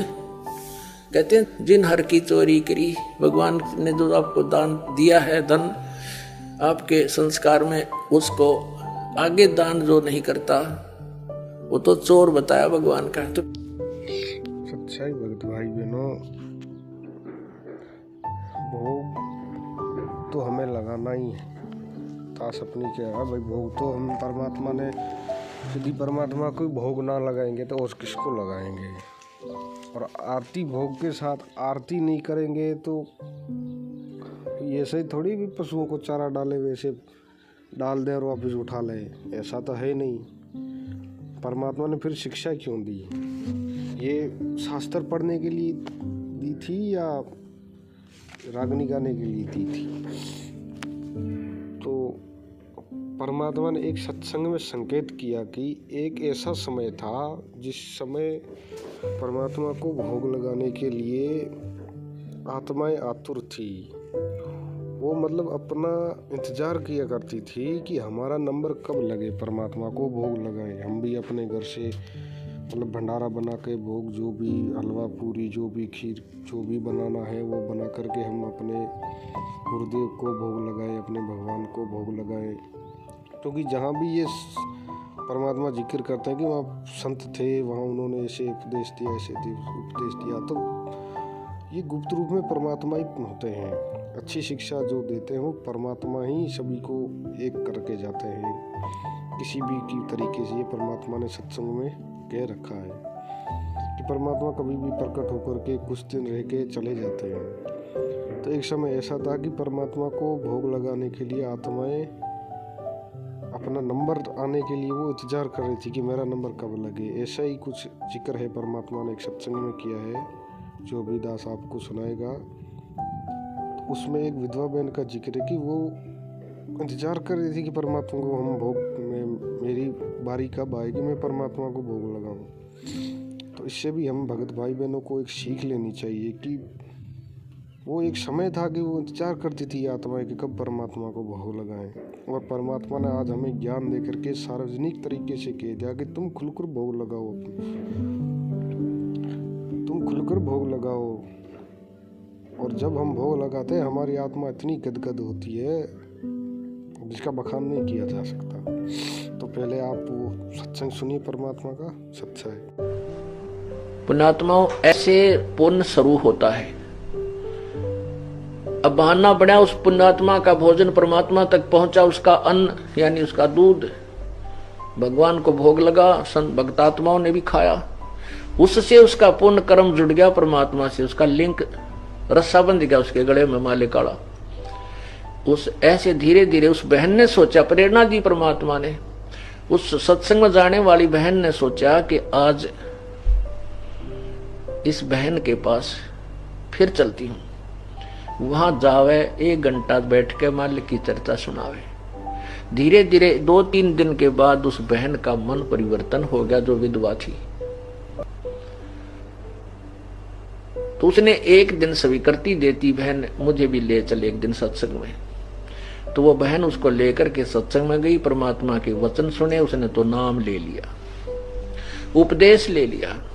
अब उपदेश ले लिया तो फिर उसने कहा कि बहन एक दिन मैं भी भंडारा करना चाहती हूँ, गुरुदेव का भोजन देना चाहती हूँ, मेरा भी नंबर लगवा दे। अब वो नंबर उनके सबके फिक्स हो रहे थे और कोई देने को तैयार नहीं अपना नंबर। ना भाई मैं मुश्किल से 2 महीने में नंबर आया है और मैं नहीं दे सकती, हम नहीं दे सकते, हम भोजन करावाएंगे। तो उधर से उस बहन का दोबारा जब टर्न आई, वो कहने लगी बहन डट जा 2-4 दिन, अब के मेरा जो टर्न आएगा उसमें से एक समय का भोजन तू करवा देना। पुण्यात्माओं, वो दिन आया, उस बहन ने उस विधवा बहन को कहा कि आज शाम का भोजन तू बना ले बहन, आप ले आना। तो उसने बड़ी खुशी मनाई और फुल्ली नहीं समावे, सारे चूल्हे लिपे, नहा धोकर स्वच्छ कपड़े पहनकर संत का भोजन तैयार किया। खीर बनाई, 2-3 प्रकार की सब्जी बनाई। अब क्या हुआ, उसका इतना तेज बुखार हो गया कि उसकी हिम्मत नहीं रही 10 कदम भी चालन की लड़की। अब वो लड़की अपनी बदकिस्मत को, दुर्भाग्य को कोस रही है, हे भगवान मैं कितनी दुष्ट आत्मा हूं, हाथ पैर जोड़ के तो मैंने टर्न ली भगवान के भंडारे की, और आज यदि मैं ये भंडारा नहीं लेकर गई, वहां संत का भोजन नहीं पहुंचा सकी, तो आगे मुझे कोई भी अपनी ये टर्न नहीं मिलेगी, मुझे सौभाग्य नहीं प्राप्त होगा भविष्य में संत के भोजन कराने का। क्योंकि सत्संगी भाई बहन कहेंगे कहते हो तब हम भी गुरुजी भूखे रख दिए तने हैं और समय पर भोजन नहीं पहुंचा सकी, आगे तुझे टर्न नहीं मिलेगी। वो आप पर सोच रही है कैसा होगा। और जो अन्नदेव की आरती है वो किस लिए हमें परमात्मा ने दी है, जो खाना खाने से पहले की आरती है और जो बाद में जो आरती है परमात्मा ने वो हमें किस कारण से दी है। इसका कारण ये है कि हम जो भी अन्न कमाते हैं, जैसे परमात्मा ने कहा कि पृथ्वी पर पग जो धारे करोड़ जीव एक दिन में मारे, तो परमात्मा ने कहा कि हम अपने काम धंधे के जो करते हैं उसमें करोड़ों जीवों की हत्याएं होती है। तो हम काम धंधा क्यों करते हैं? अपने पेट के लिए, ज़रूरतों के लिए। तो उसमें परमात्मा ने कहा कि करोड़ों जीव मरते हैं, अर्थात हम जब अपने अन्न कमाते हैं, कोई खेती बाड़ी करता है, कोई किसी तरह की मजदूरी करता है, नेक नीति करो चाहे, उनमें हत्याएं होती है। तो उस हत्या के भार को बचाने के लिए परमात्मा ने हमें अन्नदेव की आरती दी है। और जो पैसे का मूल है वो परमात्मा ने धर्म के लिए कहा कि धर्म करो, 10वां अंश अपने गुरु को दो। तो उसमें कहा है कि अन्नदेव की आरती इसलिए की कि हम उस काल के ऋण से मुक्त रहें। परमात्मा ने कहा कि जब भी आप किसी के घर भोजन करो तो वहाँ पर अन्नदेव की आरती अवश्य करनी चाहिए, क्योंकि ऐसा करने से आपके ऊपर उस अन्न का भार नहीं चढ़ेगा। तो इसका मतलब कहीं पर भी हम आरती का भोजन भंडारा करें तो हम आरती अवश्य करें, खाने से पहले और बाद में दोनों। तो इससे क्या होगा, हमारे ऊपर वो अन्न का भार नहीं होगा। वरना परमात्मा ने अन्न का भार इतना बताया है। परमात्मा ने एक कथा सुनाई कि एक जय विजय नाम के 2 स्वर्गदूत थे, स्वर्गदेव। तो वो उनकी कुछ उन्होंने उन जो सभा थी बैठी उसमें उन्होंने सुन लिया कि पृथ्वी बहुत अच्छी है, सुंदर है, बसंत बसंत का मौसम है, बहुत अच्छे प्राणी रहते हैं, बहुत अच्छी मतलब हलचल है। तो उनका मतलब मन हो गया कि चलो भाई पृथ्वी पर घूमने चलते हैं। यहाँ घूमने आ गए दोनों, क्योंकि सिद्धियाँ तो होती है उन जो देवलोक से होती है, आत्माएं आती है, उनके पास सिद्धियाँ तो होती है। सिद्धि से आ गए यहाँ पर और यहाँ साधारण मानव की तरह वेशभूषा बनाकर घूमने लगे पृथ्वी पर। तो घूमते घूमते शाम हो गई उनको। तो फिर उन्होंने विचार किया भाई चलो वापस चलते हैं स्वर्ग पर। तो उन्होंने देखा वो एक मतलब जब चलने लगे तो एक खेत था किसान का, गेहूं का। तो उसमें कुछ बालियां लगी हुई थी, वो पूरी पकी हुई नहीं थी, मतलब थोड़ी दाने भी थे उसमें, वो कच्ची पूरी पकी हुई नहीं थी। वो चले तो उसने जो जय विजय थे उन्होंने क्या किया, वो मतलब जैसे स्वाभाविक है हमारा जो भी कोई चीज़ हाथ मारती तो हम हाथ मारते हैं, उसका हाथ मारने से क्या हुआ कि उसमें वो बाली थी जो मारवाड़ी भाषा में सिट्टा कहते हैं, कणक का। तो वो बाली उसके हाथ में आ गई, गेहूं की जो दाने लगते हैं वो बाली हाथ में आ गई। तो उससे वो स्वर्ग पर चढ़ने लगे। जब कुछ ही दूर ऊपर जो सिद्धि से ऊपर गए तो उनका ये जो काल भगवान है, यहाँ का ब्रह्म है, उसने उन दोनों का हाथ पकड़ लिया कि वे किधर कहाँ जा रहे हो। तो उन्होंने कहा महाराज जी वही इधर से पृथ्वी पर आए थे घूमने के लिए, अब शाम हो गई तो वापस घर को जा रहे हैं, वहाँ उस लोक को जा रहे हैं। तो उन्होंने क्या ये हाथ में क्या है, तो उन्होंने नज़र पड़ी भाई ये तो झिट्टा है। तो ये तुम किसकी आज्ञा से लाए। तो उन्होंने कहा कि मतलब इनका क्या मूल्य देकर लाए। तो उन्होंने कहा कोई मूल्य नहीं दिया। किसको पूछा, किसी को नहीं। तो उन्होंने कहा ऐसे ऐसे हम उस खेत से निकले तो वहाँ उसे स्वाभाविक ने हाथ मारा तो वो हाथ में आ गया, तो हम उसको कोई बात नहीं नीचा फेंक देंगे। तो कैसे नहीं चलेगा। उस किसान ने कितनी मेहनत की होगी, वो भूखा प्यासा सर्दी गर्मी में कितना परेशान हुआ होगा, अपने बच्चों को भी अकेला छोड़ा, कांटे लगे, झाड़ झंखाड़, उसको दर्द हुआ कितना, वो उसको क्या कुछ दिक्कत आई, बुखार भी आया होगा, कुछ भी हुआ होगा सर्दी। तो उन्होंने कहा कि अब क्या करें। तो उन्होंने कहा कि ये उनका जो आपने उसका नुकसान किया है उसका ऋण पूरा करके आओ। तो कैसे करें। तो कि उसके एक दिन वहाँ काम करो, उस किसान को एक दिन आप दोनों जाओ वहाँ उसका काम करा दो, आपका ऋण उतर जाएगा। बोला कि ठीक है महाराज जी कि कल वापस आ जाना, लेकिन सावधानी अवश्य रखना। उन्होंने कहा ठीक है। उन्होंने कहा उनसे कोई मेहनत मजदूरी मत लेना। काल ब्रह्म ने कहा उन देवों को कि उस किसान से कोई भी कुछ भी मेहनत मजदूरी मत लेना उस काम के बदले, तब आपका ऋण उतरेगा। बोला ठीक है महाराज जी। वापस चले गए तो किसान भाई को उन्होंने कह सुनाया कि इस तरह हमसे गलती हो गई भाई, महाराज जी ने भगवान ने ऐसे ऐसे हमें कहा है आपका मतलब जो नुकसान है उसका हर्जाना हम इस तरह भर दें। तो किसान भी अच्छी आत्मा का था, तो उन्होंने कहा ठीक है भाई जैसा आपको उचित लगे। तो वो उन्होंने खेत में काम बता दिया किसान ने, तो वो काम करने लग गए। थोड़ी देर बाद प्यास लग गई तो किसान भाई को कहा भाई प्यास लगी है थोड़ा जल पिलाओ। तो किसान भाई ने उनको जल पिला दिया। फिर थोड़ी देर के बाद भूख भी लग गई तो उन्होंने कहा कि भाई किसान भाई भूख लगी है खाना खिलाओ। तो किसान जो लाया था अपने साथ वो उनको भी खिला दिया। तो शाम हुई तो उन्होंने देखा कि भाई ठीक है पूरा हो गया काम, ऋण उतर गया, वो वापस चलते। वो वापस चलने लगे। तो वापस कुछ दूरी के लिए गए तो वहाँ पर फिर उस काल ब्रह्म ने उनका हाथ पकड़ लिया। तो बोला कहाँ जा रहे हो। तो कि आपने ऐसे ऐसे कहा था, हमने वो काम कर दिया, हम वापस जा रहे हैं। तो वह कहाँ काम कर दिया आपने, वहाँ पानी किसका पिया। तो कि किसान से पिया। खाना कहाँ खाया कि किसान से खाया। तो उसको अन्न कमाने के लिए उसने कितनी मेहनत लगी। आपको खाना खाने में 10 मिनट लग गए, उसको वो अन्न पकाने में कितने महीनों लग गए।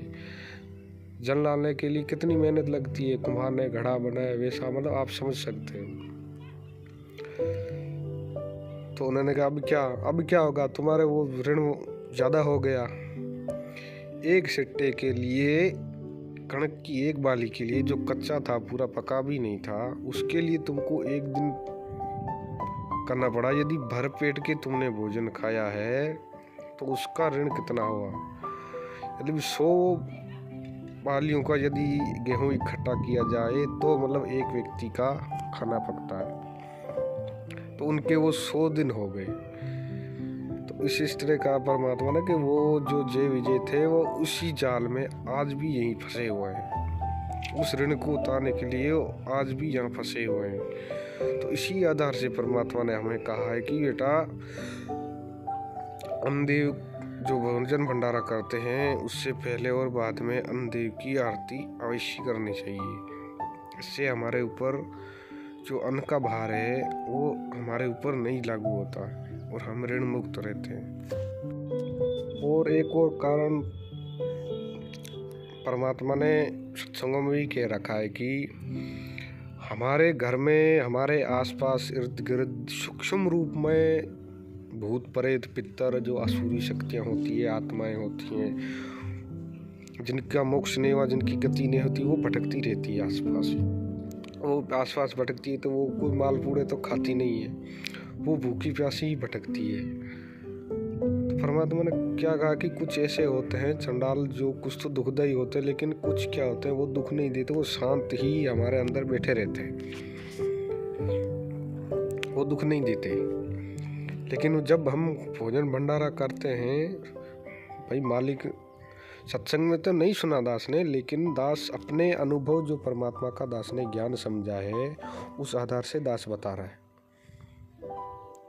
और यह सत्य भी है कि हमारा इर्द गिर्द सूक्ष्म आत्माएं रहती है, और जब हम भोजन भंडारा करते हैं, जो भी हम खान पान करते हैं, यदि हम परमात्मा का नाम नहीं लेंगे तो वो जो आसुरी शक्तियां हैं, जो वो दुष्ट आत्माएं हैं, वो हमारे साथ भंडारा करेंगी, वो हमारे साथ खान पान करेंगी। तो इससे क्या होगा, इससे हमारे ऊपर उनका दुष्प्रभाव पड़ेगा। वो उनकी जो गलत धारणाएं, गलत सोच है, जो उन्होंने जीवन में जो भी क्रियाएं की सूक्ष्म रूप में उनके विद्यमान होती है। परमात्मा ने कहा कि जैसा हम कर्म इस शरीर से करेंगे, सूक्ष्म शरीर में एज इट इज ऊपर जाएंगे। तो यही उनका भी यही होता है कि जैसे उन्होंने शरीर रूप में कर्म किए, वो उनकी जो सोच प्रवृत्ति थी, जैसे कोई मांसाहारी था, कोई शराबी कबाबी था, जैसे कोई उल्टी साधना करने वाला था, कोई भूत प्रेतों को पूजने वाला था, तो उनके सूक्ष्म शरीर में भी वो ही प्रवृत्ति रहती है, और वो प्रवृत्ति उनके दिमाग में रहती है। और जब हमारे साथ वो, यदि हम परमात्मा का नाम लेकर नहीं खाएंगे, तो वो हमारे साथ, वो आसुरी प्रवृत्ता जो हमारे साथ खाना खाएंगी, पर जलपान करेंगी, तो वो उनका जो प्रभाव है वो हमारे ऊपर होगा। परमात्मा ने कहा ना कि जैसा खावे अन्न वैसा होए मन, जैसी बोले वाणी और जैसा पिए पानी वैसी हो जा वाणी। तो इस आधार से परमात्मा ने हमें हमदेव की आरती करने के लिए कहा है। दास को इतना ही ज्ञान है, बाकी आप भी अपनी सोच सकते हो। और ये अन्नदेव की आरती परमात्मा ने क्यों करने के लिए दी, इसका भी परमात्मा ने सत्संग में जिक्र किया हुआ है। सुनिए सत्संग सच्चाई। कुछ भगत भाई बहन कहते हैं कि उस समय के जो भोग लगाए थे पुण्यात्माओं ने, जहाँ परमात्मा ने जा जा करके भोग लगाए थे, तो उन्होंने कोई आरती थोड़ी की थी, उन्होंने तो ऐसे ही लगा दिया। तो दास ये कहना चाहता है कि वो समय था, वो समय कुछ और था। आज ये पिछली पीढ़ी है। आज परमात्मा ने शिक्षा क्यों दी है? परमात्मा ने काफी शिक्षा परमात्मा ने इसलिए दी कि तुम परमात्मा को परमात्मा मान सको, तुम भगवान को पहचान सको, इसलिए ये शिक्षा दी है, इसीलिए ये आरतियां दी है। ये परमात्मा ने भक्ति बोध इसीलिए दी है कि नित्य पाठ करो। पहले पेज पर लिख दिया कि नित्य पाठ, अर्थात हम परमात्मा को रोज भोग लगा सकते हैं। ये तो उनके और राग देश ईर्ष्या वाली हो गई कि अब ये गुरु को क्यों भोग लगाने लगे, गुरु को क्यों भगवान मानने लगे। और गुरु को भोग वही लगाएगा जो गुरु को भगवान मानेगा। जो गुरु को भगवान नहीं मानेगा अंतरात्मा से, वो कभी भोग नहीं लगाएगा। और जो अपने तन मन कर्म वचन से गुरु को भगवान मानेगा, वही आत्मा भोग लगाएगी। और किसी के बस की बात नहीं है। तो ये आरतियां परमात्मा ने हमें करने के लिए दी है। वो समय अलग था, उस समय कोई आरतियां अनपढ़ थे तो वो क्या आरती करते, तो इसलिए आरतियां दी है। आरती करेंगे तो भी भाव ही प्रकट होंगे हमारे। आरती कोई गलत शब्द नहीं, उसमें कोई किसी गैंगस्टर या कोई गुंडों की उसमें कोई महिमा नहीं लिखी है। यहाँ उसमें परमात्मा की महिमा लिखी है। और परमात्मा का सत्संग सुनिए। अब ये इसमें बताया जा रहा है, परमात्मा ने बताया है कि अन्नदेव की आरती खाने से पहले और खाने के बाद हमें क्यों करनी चाहिए, किस लिए करनी चाहिए। ये चाहे वो कितने ऊंचे हैं, कितने अच्छे, क्योंकि जो परमात्मा की भक्ति नहीं करता, मनुष्य जीवन पाकर, वो पहला दोषी है, भयंकर अपराधी है वो। और यदि कोई साधना भी करता है और पूर्ण संत से नाम, नकली गुरु से, जिसने गुरु नहीं बना रखा, भक्ति करता, वो भी अपराधी है। और जिसने गुरु नकली झूठे बना रखे, वो भी महाअपराधी है। अर्थात भक्ति जो करते हैं वो गुरु बनाकर करें, तो फिर कोई दोष नहीं वहां जाने से, खाना खाने से के उद्देश्य से वहां किसी कारण से आप रुक जाओ किसी के घर में और खाना खाना पड़ जावे, तो वो दोषी नहीं है। अब यहाँ पर आपके मन में बड़ी शंका आ जाएंगी कि हमारे तो रिश्तेदार भी नाम ना ले रहे हैं और भी कोई नाम नहीं दे रखा, हम तो मर गए ना। ऐसा कुछ नहीं। जैसे आप रिश्तेदारी में जाते हो या किसी कारण से रास्ते चलते किसी घर रुक जाते हो, तो आपको परमात्मा ने, क्योंकि आपका उद्देश्य केवल वहां पेट भरने का नहीं है, आपका उद्देश्य किसी कामवश वहां गए हो और वहां रुकना भी पड़ जाता, खाना खाइए उनके, लेकिन खाद्य पदार्थ खाइए, अखाद्य ना खाइए, जो साधारण भोजन खाइए, वेज खाइए, यानी वैष्णव भोजन खाइए। और फिर परमात्मा ने आपको मंत्र दे रखा है, उसका जाप कीजिए और अन्न देव की आरती दे रखी है, वह आरती कीजिए। आरती अन्न देव तुम्हारी जा से काया पड़े हमारी, रोटी आदर रोटी अंत रोटी ही को गाँव संत, रोटी मध्य सबसे साथ। ऐसे हम प्रतिदिन खाना खाने के बाद आरती करते हैं। तो उससे क्या होगा कि आपका तो दोष नहीं, और आपके द्वारा वहां खाना खाने से उसको लाभ मिलेगा, क्योंकि एक संत को भोजन करा दिया। और जो नाम नहीं ले रखा, जिनके पास उपदेश है ही नहीं, वो नकली संत बनकर जगह जगह खाते फिरते हैं, कहते हैं वो तो टट्टू बनेंगे, उनके फिर अगले जन्म में देना होगा। ऐसे इस तत्व ज्ञान के आधार से आपने अपने भक्ति मार्ग को बचा के रखना है। और नित्य नियम की वाणियों का हम यदि हाथ में भक्ति बोध लेकर के पाठ करेंगे, जो भी जितनी भी आरतियां हैं, इसमें 7 पार्ट है। मंगलाचरण, नित्य नियम और शून्य कंद्रमेणी, संध्या आरती, अंधेव की 2 आरतियां भोजन खाने से पहले और बाद में, और भोग आरती। ये जो 7 पाठ है, ये भविष्यवाणियों में भी कहा गया है कि जो परमेश्वर की दी हुई पुस्तक के जो 7 पाठ हैं, उनका पाठ करेगा, उसके शैतान निकट नहीं आएगा। और परमात्मा ने इस बात का जिक्र किया है एक सत्संग में, अपने दादा गुरुजी का जो चित्तानंद जी थे, उनका जिक्र करते हुए एक परमात्मा ने सत्संग किया जो 4-5 मिनट का है, वो भी सुनिए कि नित्य नियम जो वाणियाँ है उससे कितना ज़बरदस्त असर होता है, वो कितनी लाभदायक है हमें। सत्संग थोड़ी आवाज़ थोड़ी ठीक नहीं है, आप ध्यान से सुनिए, सच्चा है।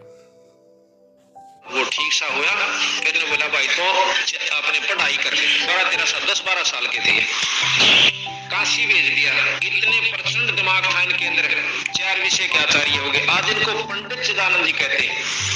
हमारे दादा गुरु को पंडित चिदानंद जी के नाम से जाना जाता है। तो उन्होंने इस ग्रंथ का आश्रय लिया। आखिर में कैसे लिया? जब वो पूर्ण रूप से विद्वान होगा आगे, तो गुरु जी ने बोले अकबर जी अपनी वो साधना बताने लगे, विद्या कथन लगे। गंगेश्वरानंद ने बोले भाई नित्यनेम कर ले। तो बोले जी नित्यनेम के उसे अकेले वो किताब काट के दे दी, हम ये गुटका रखा और नौकरी है, देखिए आड़त पढ़ लीजिए बेटा, गरीब नमो नमो, ये मंगलाचरण से और करो। चलो ठीक है कर ले, कि ये मंगलाचरण दे दिया उसको कि ये पढ़ यहाँ से, गरीब नमो नमो, सतपुरुष को नमस्कार, गुरु की नहीं, सुर नर मुनि जन साधवा, संतों सर्वस्ती नहीं, सतगुरु साहेब संत सब दंडोतम प्रणाम, आगे पीछे बद हुए दिन को जा कुर्बान।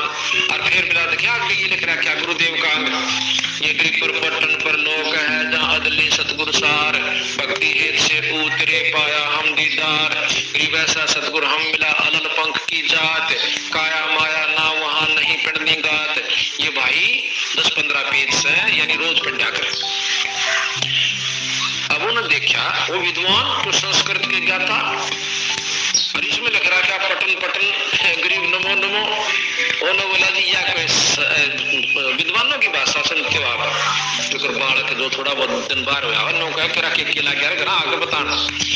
नो बोला या कोई साधुओं की विद्वानों की भाषा थोड़ी है, अनपढ़ टोल कट्ठा हो रहा है, नो मारी बोगा का या किताब है। ये कोई बात हुई? आप भी गुरु जी कथी हुए अनपढ़ के अनपढ़ रह गए, और मैं बताऊं आपने संस्कृत का डकवाउंड पोथा ठावे कौन। जो बोला बेटा ये 2 जोड़े हाथ तो इसने दर्दे सारे सौदे ने, और देखे तुरंत भारा बात हो जाएगी ना। ये बंदी छोड़ की वाणी ने तुन्नो बिसरावा है, ये परमात्माओं के परमात्मा है। वो करडी से होंगे दिखे, जब ने बोला छोटा न गुरु जी आपने नहीं मेरा पूरा, आप तो वो है कि वह रह गए। अम्पट का है ना काशी जी, बोला अच्छा भाई। अगले अगले दिन उसका कोड शुरू हो गया, हमारे दादाजी गुरु जी का कोड शुरू हो गया, सारे शरीर पर पीप चल पड़ी। और ये खुद मतलब दवाई के भी एक नंबर क्या मतलब जानने वाले थे। ये प्रसिद्ध है इसमें गोपालपुर में कि बहुत तगड़े वैद्य थे, काशी मतलब कलकत्ते तक के व्यक्ति आकर इन्हें ठीक किए बाद में। तो इन्होंने उसमें भी इतने वैद्य हो चुके थे, वहां से सीखी थी दवाई, सारी दवाई ला के देख ली, कितना ठीक नहीं हुआ। फिर और भी जहां भी इसने सुना वहां गए, ये साल भर इतने कष्ट पा गए कि रात में नींद नहीं आओ, किलकी मारने लागे। आकर न बोले गुरुजी मुझे, क्योंकि इतना ज्ञान तो विद्वान की कि मैं भी हो गई कर्म का भोग कैसे है। न बोले गुरुजी मैंने कौन से कर्म का भोग आयो।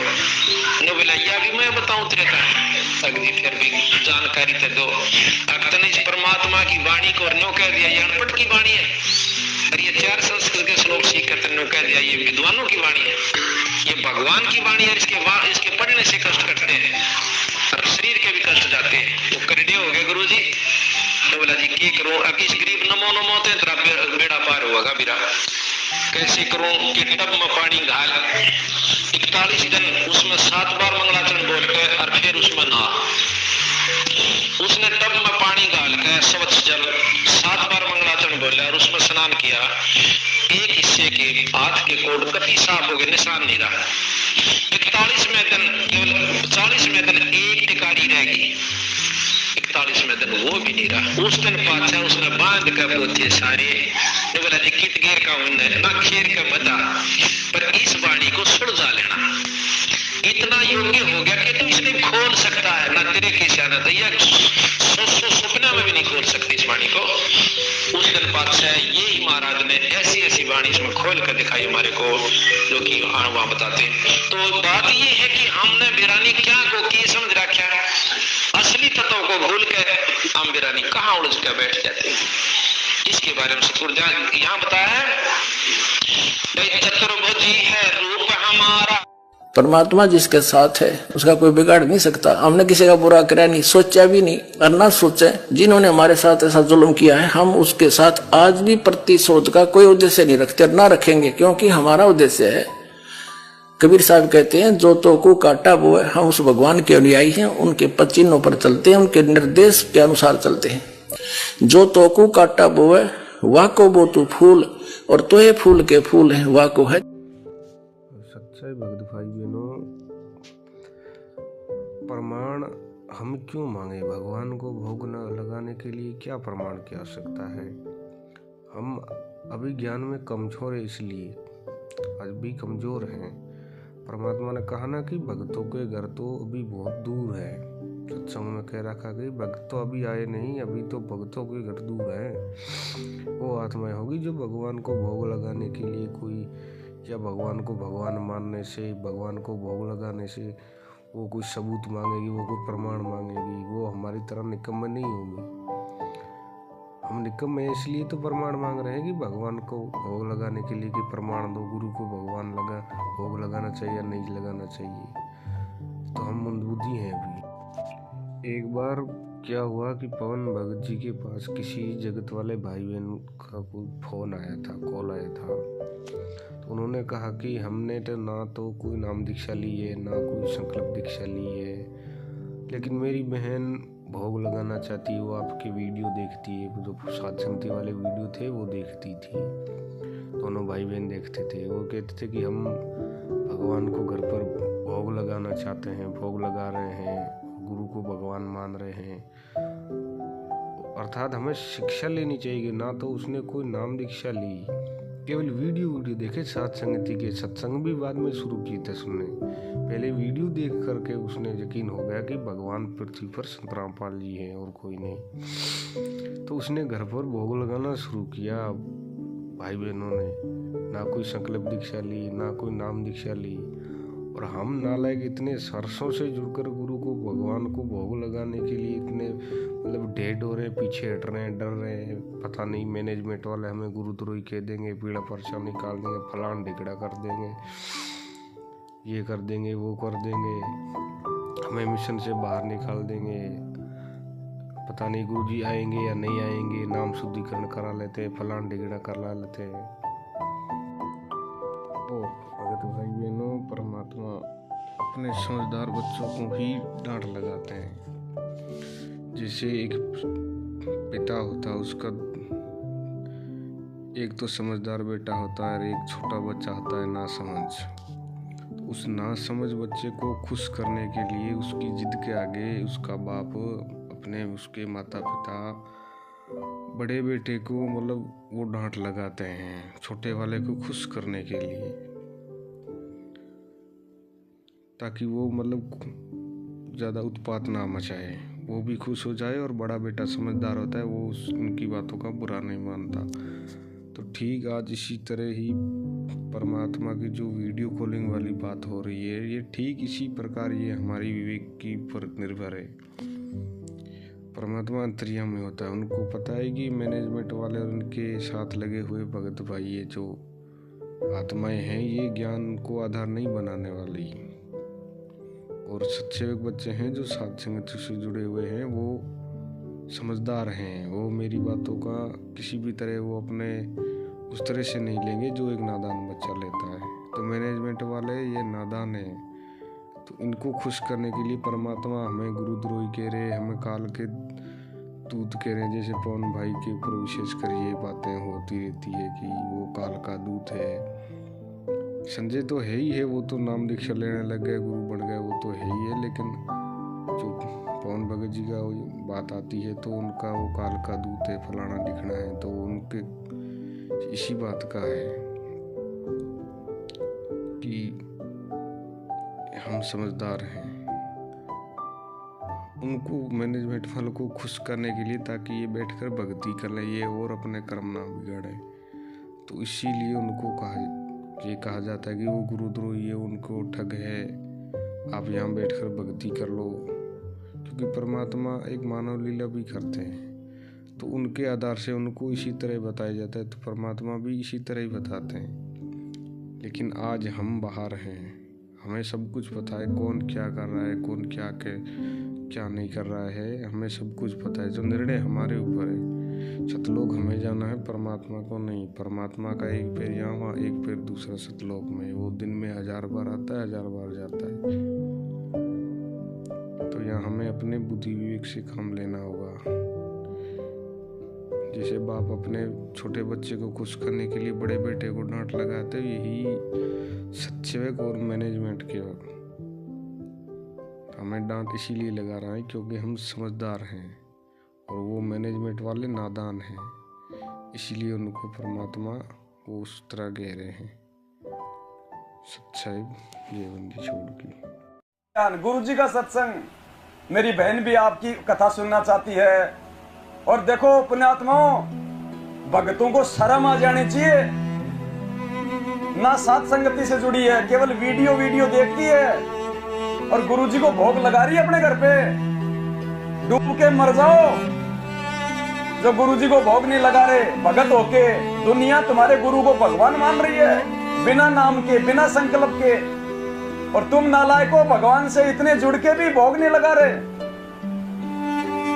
डूब के मरने की बात है, धब्बे हो तुम, धब्बे भगत के नाम पे। ये हैं वो आत्माएं जिनके विषय में गुरुजी सत्संग में कहते हैं कि पुण्यात्माओं, भक्तों के घर तो अभी बहुत दूर हैं, अभी भगत आए कहाँ हैं, ये तो कचरा है जो मुझे साफ करना पड़ रहा है। ये हैं वो आत्माएं जो परमात्मा के लिए अपनी पलकें बिछा देंगी। चारों युग प्रमाण है भाई, पंथ नाद से ही हो जाई। निर्गुण हो या सगुण हो भाई, नाद बिना ना चले पंथाई। नाद पुत्र तू धर्म हमार, जीव मुक्ति का दिया अधिकार। ऐसे ही वंश 42 तारे, जब भी गिरेगा तभी उबारे। नाद वचन जो बिंद न माने, काल लगेगा उसे सताने। अगर काल से बचना चाहे, नाद वंश संग प्रीत निभाहे। नाद वंश की छोड़ी जो आस, बिंद फंसे फिर यम की फांस। काल दूत छल कपट करेगा, निगुरे जीव देख खुश होगा। वे ही काल के मुख में पड़ेंगे, नाद वंश का हित न करेंगे। तभी तो तुमको रहा समझाई, सबको तुम देना चेताई। नाद वंश को जो जानेगा, वचन वंश वही पहचानेगा। सत्य शब्द जो समझा होगा, यम आकर उसे न रोकेगा। धर्मदास मैं कहूँ समझा कर, मेरा वचन सुन ध्यान लगा कर। जीवों से तुम कहना जाई, वचन वंश तुम्हें तारे भाई। वचन वंश जो नाद न छोड़े, सदा ही प्रीत नाद संग जोड़े। नाथ गोत जो पक्ष करेगा, पक्ष करेगा तो दुख में पड़ेगा। बहुत प्रकार से तुम समझाए, जो समझे वो दुख ना